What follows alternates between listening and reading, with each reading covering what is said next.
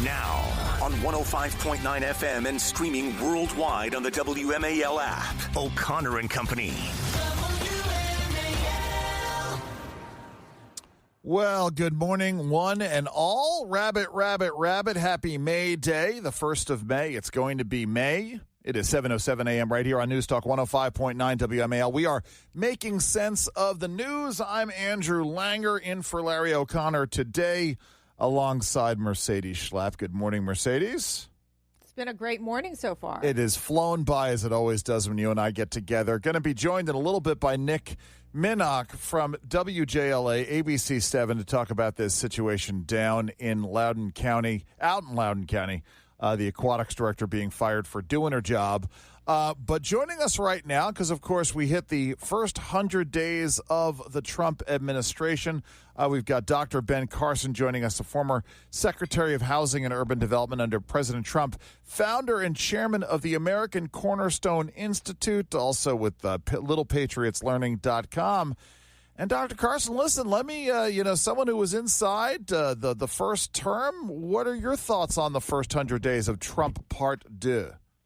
Well, it's thrilling to see things moving so rapidly. They have to move rapidly because we were rapidly going off the cliff. Oh, yes. And, to see what's happened with the border, basically we have a sealed border now, which the previous administration said couldn't be done. Right. It was done in record time.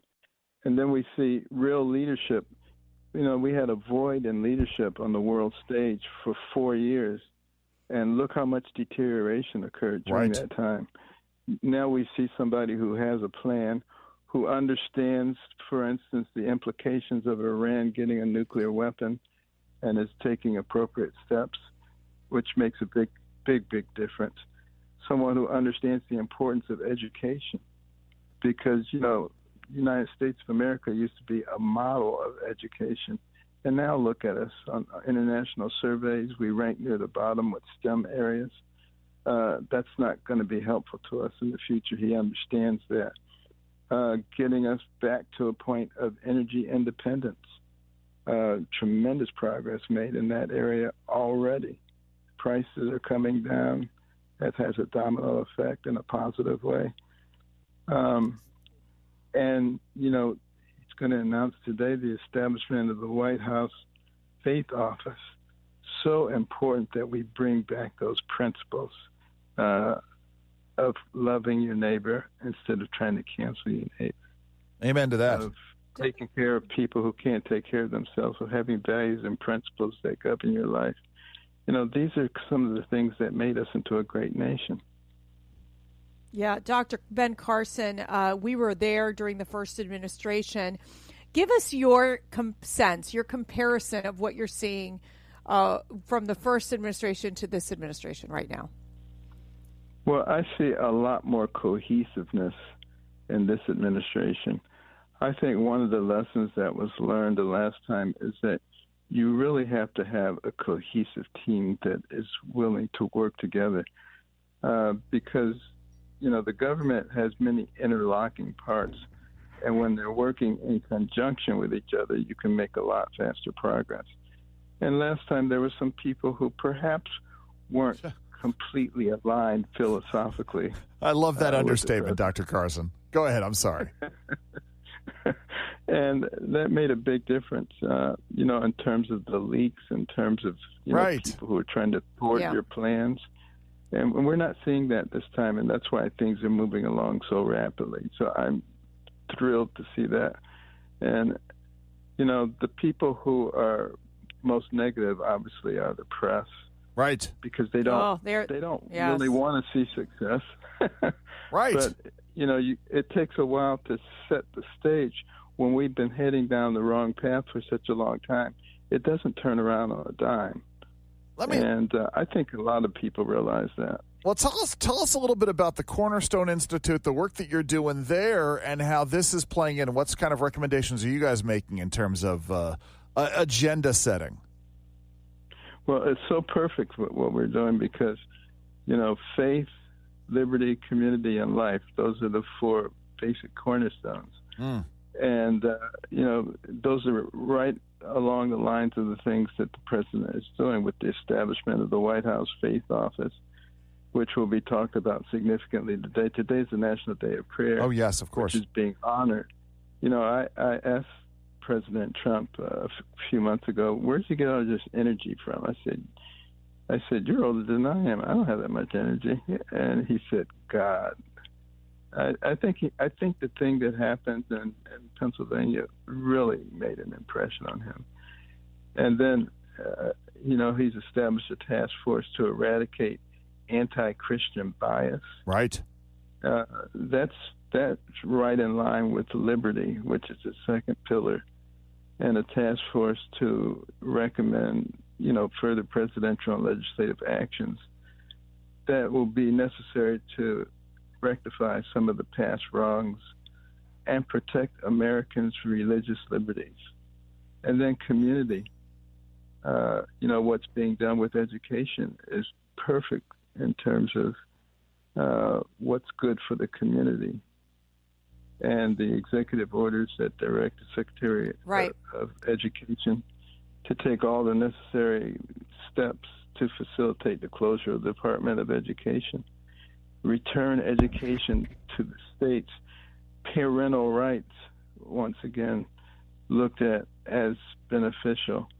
And one of the things that distinguishes our system from Marxists believe that the government is in charge of your children, that the government is in charge of education and the direction of the country. That was never the intent with the formation of our country. And then President Trump signed an executive order to end the use of federal taxpayer dollars to fund and promote elective abortions. So faith, liberty, community, and life, totally in line with what's going on with the administration currently. You talk about faith, and I know you're close to the president, and there has been a sense definitely that, it's all of a sudden this kind of religious freedom, the prayers back in the White House. President Trump obviously now talks about that even after his 2 assassination attempts, it was really that he really feels like God is on his, God is with him, God is on his side. What's your sense as you've talked to the president in terms of, how he's doing, how he's feeling right now as he's going through these first 100 days? Well, I think he feels that he has a real calling now to save our country. We were clearly going off the cliff, and he recognizes that he is an important part of saving us. And you'll notice that, he doesn't get his buttons pushed so easily by the media anymore. Right. They used to be able to control him. That's and true. They can't do that anymore. And it's really wonderful to see that. No, without a doubt. Well, Dr. Carson, listen, I thank you so very much. Your perspective is invaluable. And good luck with the American Cornerstone Institute. The website is americancornerstone.org. You have a good 1st of May, Dr. Carson. Thank you. Thank you both so much. Take care. We'll continue in just a moment. But first, it is 7:15 a.m. WMAL, making sense of the news. Live from the Home Paramount Pest Control Studios. Home Paramount, the leader in pest control since 1939. They really are the gift that keeps on giving. Certain Democrats especially are the gifts that keep on giving. Hello there, Mercy. How are you doing? I am great. Good. So, Hank Johnson, you may remember Hank Johnson. Oh, I love this clip. This clip is evergreen. Congressman Hank Johnson. Hank Yes. Johnson. You may remember that he is the gentleman who gave us this gem. It was only 15 short years ago in a hearing. Let's play cut number 20, Michael. My fear is that the whole island will become so overly populated that it will tip over and capsize. Yes, literally talking about Guam. That was not metaphorical. Hank Johnson literally surmising that I guess he'd watched that episode of Gilligan's Island where the island was sinking, and he saw that too many times. That wasn't the only time that Hank Johnson has stepped in it in 2012. You can't call them. You can't call them midgets anymore, Mercy. Let's go ahead and play cut 21. What happens when you put in a cage fight, a giant in with a midget. Well, the midget will not win the fight. I'm going to tell you that. You get the Democratic Party. Why? It just doesn't carry enough weight to do so. But if you put 30 midgets in with that giant, then the midgets have a chance. Literally, it reminds me of that, that I think he must have seen The Princess Bride and seen Andre the Giant and that whole thing. So we got a new gem. This may be my new spring jam. Hank Johnson of course, because they're just obsessed over the deportation. Because it isn't about due process. They just don't want to deport anybody. Here is his new poem, Mercy. Let's play cut 22. First, they came for the Latinos outside of the Home Depots, trying to get work so that they could feed their families. And I didn't say anything about it because I'm not a Latino at the Home Depot. Then they came for the Hispanic-looking folks wearing hats backward with tattoos, and they deported them to El Salvador.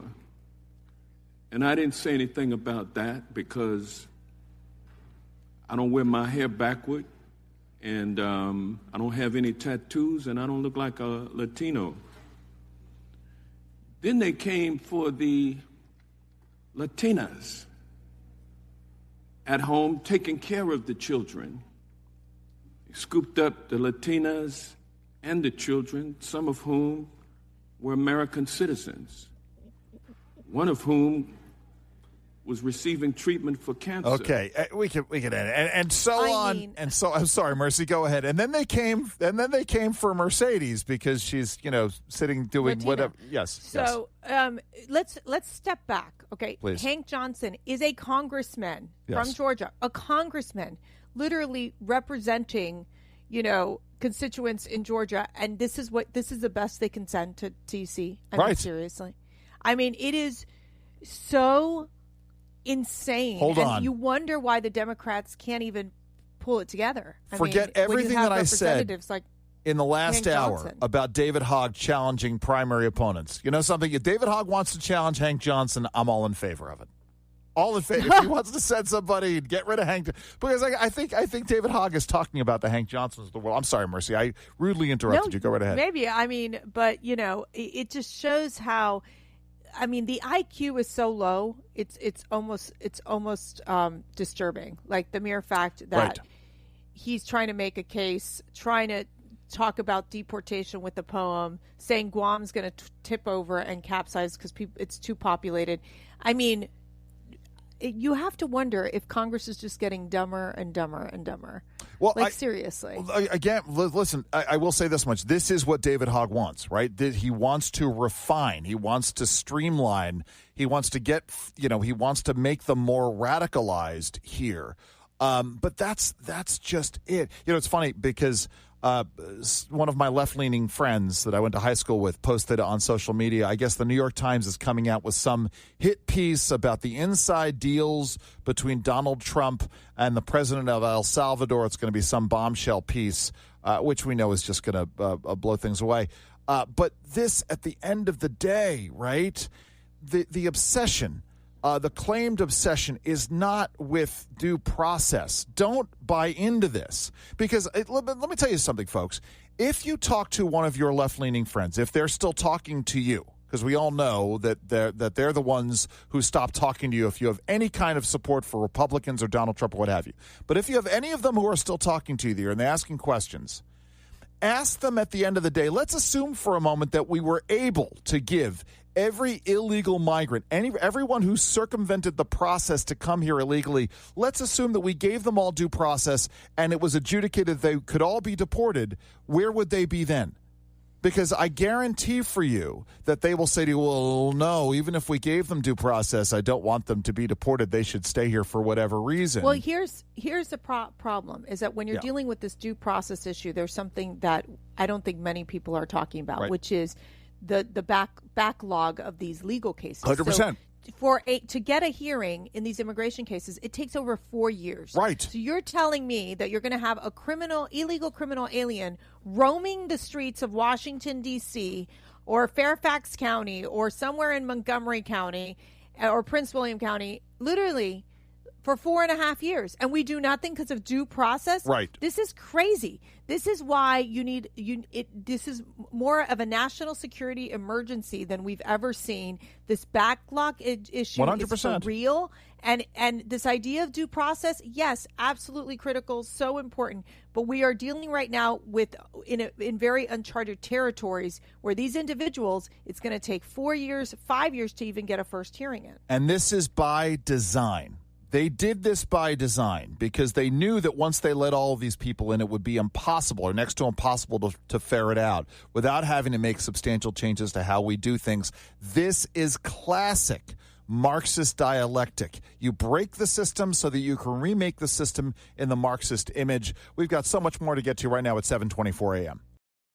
Now on 105.9 FM and streaming worldwide on the WMAL app. O'Connor and Company. Well, good morning, one and all. I am Andrew Langer in for Larry O'Connor today. So glad I could join you, and you can join me at 7:37 a.m. here on News Talk 105.9 WMAL, making sense of the news. Sitting with me is Mercedes Schlapp. Good morning, Mercy. Hello. Good morning, Yes, Andrew. so we're at some point in time, I'm going to say one more thing, just for those of you who weren't on earlier, listening earlier to celebrate the Caps. But in the meantime, we got some serious stuff to talk about today. In fact, let's open it up. So we talked about this story, this Loudoun County Aquatics director who was fired.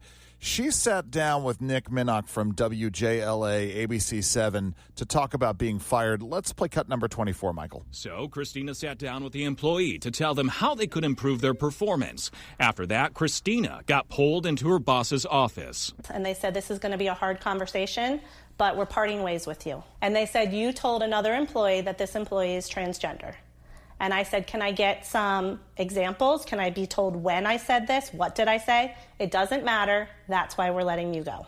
It doesn't matter. Due process doesn't matter, Mercy. Again, one more example of how due process only works if you're trying to keep an illegal migrant in America. But joining us right now, Nick Minnock. He's a reporter for ABC 7 WJLA. Nick, you broke this story. You sat down with Christina Hart, the fired director. What's going on here? Tell us what happened. Sure. Well, good morning, Andrew and Mercedes. So this woman's name is Christina Hart. She's been a part of this community for a long time. It's at the Ashburn Sports Pavilion. They have a pretty large aquatic center. This woman's beloved by the community, spoke to a number of parents who were shocked that she was unexpectedly fired. In fact, she was fired when she was in the middle of coaching a swim meet.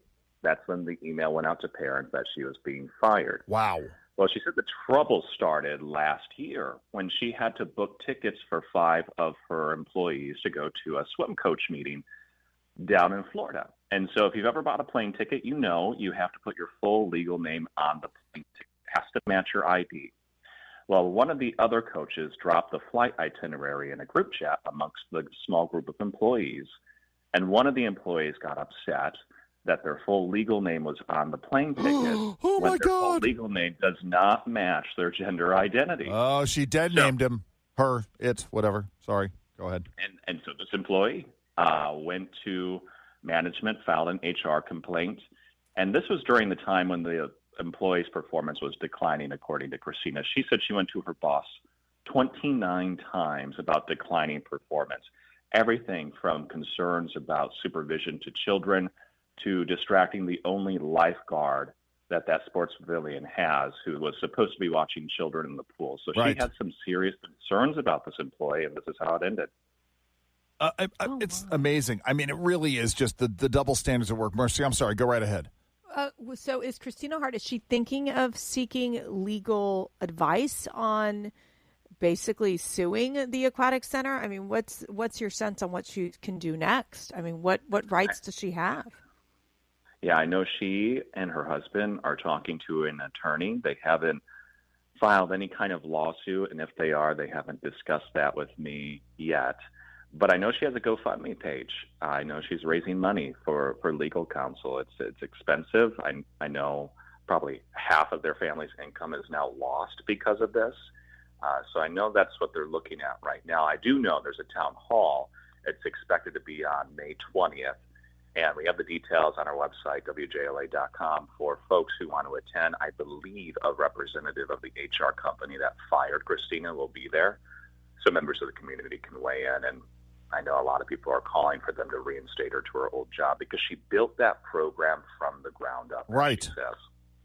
Right. It's amazing. Here's the thing. Mercy, I had this didn't happen with a transgender person. I was arranging a trip for conservative activists to go over to visit refugee camps in Algeria and found out that an activist that I'd worked with, she happened to be doing most of her Tea Party work under a different name because she had been in a different industry before. And, but obviously there was no blowback when I used the wrong name here. But this is astounding to me. And it's, again, the conceit, the arrogance of the left here.